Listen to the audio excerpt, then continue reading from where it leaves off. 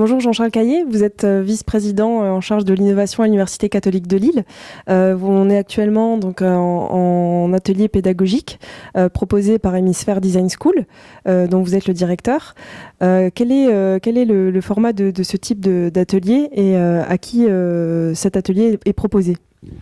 Donc effectivement, ce sont des ateliers pédagogiques organisés par Hémisphère qui sont ouverts à une très grande variété de participants. Ça peut être des enseignants, des étudiants, ce qui est le cas aujourd'hui, mais parfois aussi des entreprises, des créateurs d'entreprises ou autres. Enfin, tout le monde est le bienvenu. On appelle ça des ateliers pédagogiques, mais ce que l'on y travaille, c'est la façon d'interagir ensemble. Un professeur avec des élèves, par exemple, mais ça pourrait être adaptable à un directeur avec des collaborateurs, un manager avec son équipe. Voilà. Et dans ces ateliers, on travaille sur les postures, sur la façon de transmettre de l'information, de produire ensemble et de travailler de manière efficace. Alors, quelles sont les thématiques abordées dans ces ateliers pédagogiques ? Alors, les thématiques qu'on aborde dans ces ateliers sont vraiment variées. Ça peut être, par exemple, comme aujourd'hui, les classes renversées, donc des façons de travailler en do-it-yourself, donc classe renversée. On parle aussi de classe inversée dans d'autres types d'ateliers, dans lesquels les étudiants ou les apprenants peuvent préparer leurs leçons avant de les travailler en classe inversée, classe renversée. Mais on aborde aussi des thématiques de type serious game, serious gaming, l'utilisation de cartes mentales. On peut aussi travailler sur des méthodes un peu plus originales, improvisation, storytelling. Là, nous sommes en train d'imaginer des ateliers avec les sens, la perte de l'ouïe, de l'odorat, de la vue. Peut-on enseigner en étant aveugle avec des étudiants aveugles ? On travaille aussi avec des tablettes numériques, des applications, donc ça peut être ça.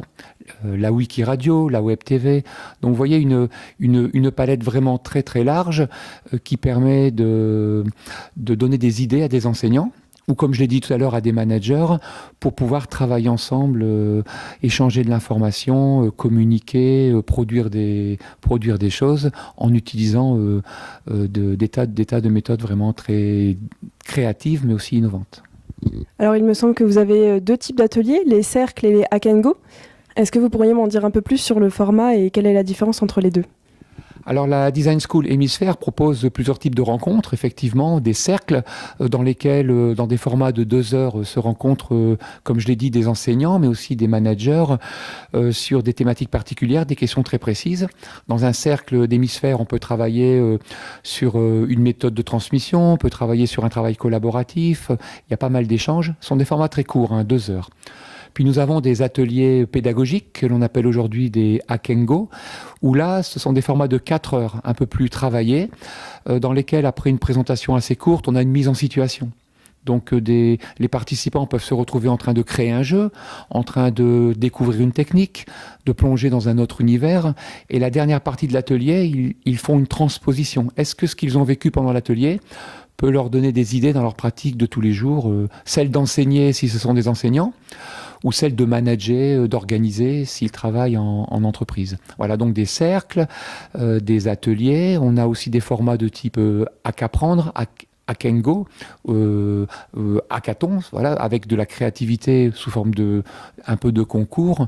Et puis le dernier format, peut-être le plus complet, ce sont une école de printemps, management de la créativité, qu'on appelle Mosaïque, où là c'est un format beaucoup plus long, 3 jours et demi, avec un programme plus dense. Alors où est-ce que je pourrais retrouver ces informations si je suis étudiante, enseignante ou je fais partie d'une entreprise? Comment je peux me renseigner et où est-ce que je peux retrouver ces informations et participer à ces ateliers qui sont, il me semble, en grande partie gratuits? Alors, l'ensemble des activités d'Hémisphère est accessible par différents canaux. On peut se connecter sur des blogs, on peut se connecter sur nos profils Facebook ou LinkedIn, qui sont les plus fréquemment utilisés. Et puis là, on est en train de construire un site internet qui va relier ou rassembler l'ensemble de ces liens. Et puis on a aussi des méthodes un peu plus anciennes, même si ces particuliers sont des mailings. Donc on a un mailing à destination de nos participants qui sont informés souvent les 2-3 jours avant ou une semaine précédente de la tenue d'un cercle, d'un atelier, d'une école de printemps ou d'un hackathon. Très bien, je vous remercie Jean-Charles pour cette interview et à très bientôt. Bonjour, pourquoi avez-vous participé à l'atelier d'aujourd'hui ? Alors ça a été proposé par ma prof de français, Madame Craé, qui est ici. Et je trouvais le projet intéressant, je me suis dit qu'il y avait pas mal d'idées à en tirer. On va travailler sur un projet d'étudiants qui travaille avec les professeurs aussi pour répondre à la question de est-ce que l'école doit s'adapter aux étudiants ou plutôt l'inverse.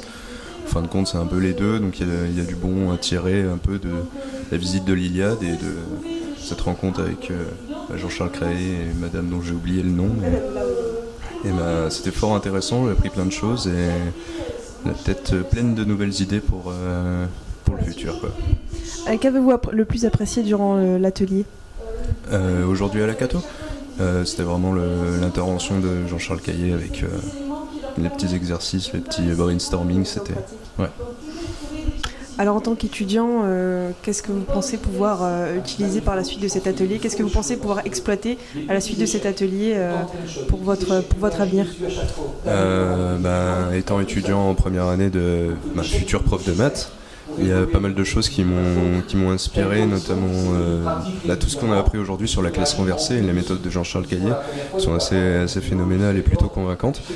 D'ailleurs, j'étais plutôt réfractaire à cette idée de classe renversée au début et je dois dire que j'ai été conquis. Et il y a beaucoup de choses dans ce qu'il a dit, notamment les méthodes pour garder l'attention des élèves. Il a totalement raison quand il dit qu'au bout d'un quart d'heure on a perdu l'attention d'un élève. Je suis moi-même élève, il y a des cours qui m'ennuient à mourir et justement j'ai envie de pallier à tous ces problèmes qu'on rencontre avec les étudiants et essayer de changer un peu les choses plus tard, quoi.